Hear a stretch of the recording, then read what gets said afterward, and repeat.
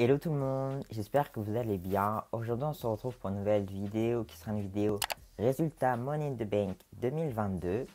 Alors tout d'abord, le show il a commencé avec le Money in the Bank féminin. Donc il y avait Becky, Asuka, Liv Morgan, Raquel Rodriguez, Lacey Evans, Shotzi et Alexa Bliss. Alors personnellement j'ai trouvé le match, ça allait malgré les botches de Shotzi. Shotzi qui saigne mais je ne vois pas à quel moment elle a commencé à saigner. Enfin il y a eu quelques trucs où j'ai pas bien compris. Mais sinon, le match, dans l'ensemble, ça allait. Et ce qui est le plus important dans ce match, c'est la victoire de Liv Morgan. Enfin, elle est Miss Money in the Bank. Enfin, elle a l'opportunité de devenir championne du monde plus facilement qu'en battant Becky Lynch, par exemple. Ça, c'était super. Genre, ça avait commencé la soirée en beauté. Pour ce match, moi, je mettrais 3,5 sur 5. Pour ce match, j'avais très peur que Becky Lynch devienne Miss Money in the Bank, car déjà, elle est sur le poster. Mais c'est surtout qu'elle vient de finir un règne en tant que championne de Raw. Du coup, ça m'aurait un peu énervé, mais c'est Liv Morgan qui a gagné. Donc là, c'était vraiment super. Deuxième match, c'était Austin Theory contre Bobby Lashley. Pardon, Theory contre Bobby Lashley. Alors pour moi, Theory allait prendre... Enfin, pour moi, Theory allait conserver le titre, c'était sûr.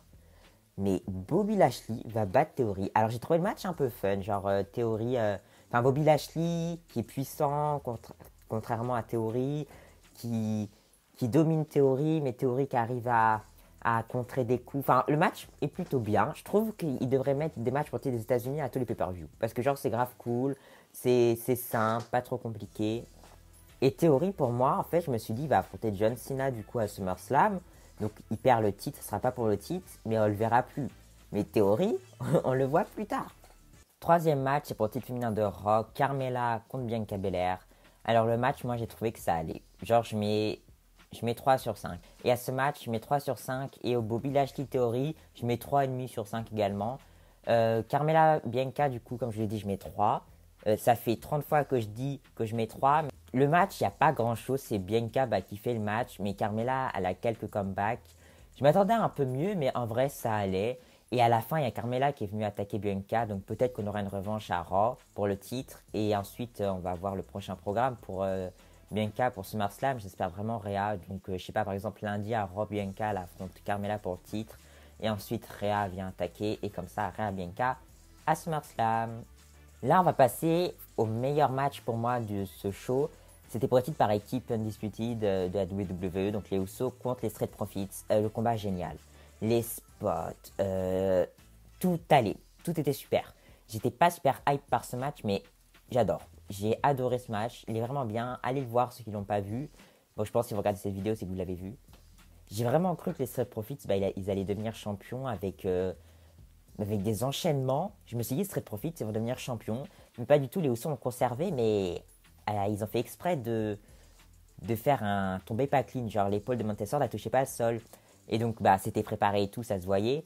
Et là, on sent qu'il y aura une revanche. J'espère trop une revanche à SummerSlam avec une stipule. Genre, leader match, TLC match. Enfin, une stipulation à ce match. Car j'ai vraiment envie de revoir ce match avec une stipulation du côté de SummerSlam. Du coup, à ce match, je mets 4,25 sur 5.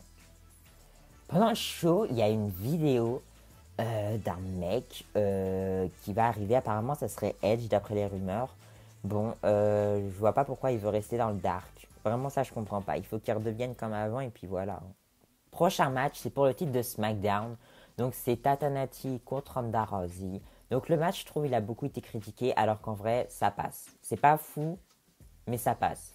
Un peu la fin, je l'ai trouvé un peu plate, genre la finition, je sais même pas d'où elle sort et Nati elle tape alors qu'ils ont fait tout un truc sur le sharpshooter, sur le armbar de Ronda Rousey. Du coup, j'étais un peu déçu de ça. Et du coup, Ronda Rousey, elle conserve le titre et puis là, elle reste au sol. Qu'est-ce qui se passe quand une superstar reste au sol après Money in the Bank? Et c'est Liv Morgan qui arrive et qui vient cacher sa mallette Money in the Bank. Alors, je voulais vraiment qu'elle la garde. Mais en fait, quand elle a fait son entrée, j'ai complètement changé d'avis. Du coup, Liv Morgan, elle remporte le titre de SmackDown, mais j'ai eu trop peur qu'elle tape, quand Ronda Rousey faisait la finition. Je me suis dit, c'est foutu, ils nous ont fait une blague et tout, on était contents, et en fait, ça, on va pas être content. Mais non, Liv Morgan est devenue championne de SmackDown. J'ai un peu peur pour son règne parce qu'il faut que la draft elle vienne vite, parce que Liv Morgan, Lacey Evans, ça me fait pas rêver. Liv Morgan, Raquel, ça me fait pas rêver. Liv Morgan, y a qui d'autre à SmackDown? Bon, il n'y a plus grand monde, ça me fait pas rêver.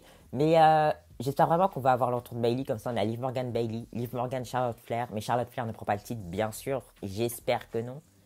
Et Liv Morgan, après la draft, on pourrait avoir Liv Morgan Alexa Bliss par exemple. Enfin, Liv Morgan Shotzi, même ça peut être bien. Je pense qu'ils peuvent faire un bon règne et je veux juste pas qu'elle perde à SummerSlam comme Nikki Ash l'année dernière. Et enfin le main event, Money in the Bank masculin, Riddle, Seth Rollins, Omos, Madcap Moss, Sami Zayn, Sheamus, Drew McIntyre et Theory. Alors moi quand Adam Pearce il est venu annoncer un dernier participant, je pensais que ça allait être Cody, hein. Mais pas du tout, c'est Theory qui revient. Alors c'est pas bête d'avoir fait ça. Du coup là ce show ça met les jeunes en avant. Liv Morgan qui remporte la mallette et du coup Theory qui devient Mr. Money in the Bank. Il y en a beaucoup qui le critiquent et tout. En vrai c'est vrai qu'il a été rajouté comme ça. Mais moi ça me dérange pas plus que ça car ça change. On a eu Seth Rollins. Moi j'étais pour Seth Rollins et Riddle. Seth Rollins on a déjà vu. Mais ça me dérange pas que Seth Rollins redevienne Mr. Money in the Bank. Enfin moi il y a plein de trucs où les gens ça les dérange. Que moi ça me dérange pas. Et Riddle j'aurais trop aimé le voir gagner. Mais bon ça s'est pas fait. Là je me demande qu'est-ce qui va se passer. Genre il va fail. Il va prendre qu'un titre des deux de Roman Reigns. Enfin, j'ai hâte de voir la suite du coup. Le match était plutôt bien. Il s'est passé pas mal de trucs. Omos qui est un peu dominant, mais après le mettre sous des échelles, mais il se relève. Bref. Le match était plutôt sympa. C'était un bon match en soi. La victoire Theory, par contre, moi, c'est un de mes catcheurs préférés, Theory. Mais c'est vrai que je l'adore, hein. Moi, je suis content qu'il ait gagné, mais j'aurais préféré que ce soit quelqu'un du match ou sinon qu'il se soit qualifié. Mais du coup, il n'aurait pas défendu le titre face à Bobby. Enfin bref, c'est assez intelligent ce qu'ils ont fait quand même si c'est un peu chiant. Et du coup, Theory, Mr. Money in the Bank. Et c'est la fin de ce show, donc personnellement, j'ai bien aimé. Au show, je mets au moins 8 sur 10. C'est assez énorme, mais j'ai passé un bon moment. Genre, tout passait bien. Il n'y avait pas de match trop dur à regarder, genre fatigant. Il n'y avait pas de match trop long, trop court. Ça n'a pas duré très longtemps, ça a duré que 3 heures, je crois. Ça, c'est bien. Parce que devant les longs shows, je m'emmerde en fait car c'est trop long et j'ai envie de dormir à 5 heures du matin. Du coup voilà, c'est la fin de cette vidéo, j'espère qu'elle vous aura plu. N'hésitez pas à la liker, la commenter, à partager, abonnez-vous. Et donc moi je vous dis bye à une prochaine vidéo, bye.